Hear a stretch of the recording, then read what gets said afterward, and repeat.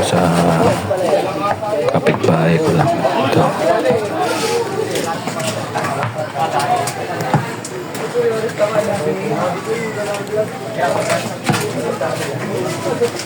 Dito sa court. Sa amin lang to, sa amin. Sa mga bata lang to, ang followers ko.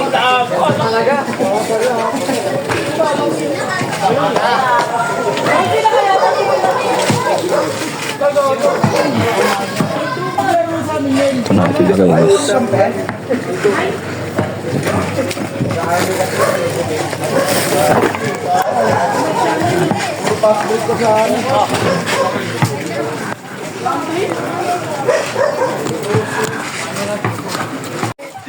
Yun na guys. May pumunta guys. Kuha na guys, nakuha na. Out sa 50. May nanalo na. May nanalo na guys.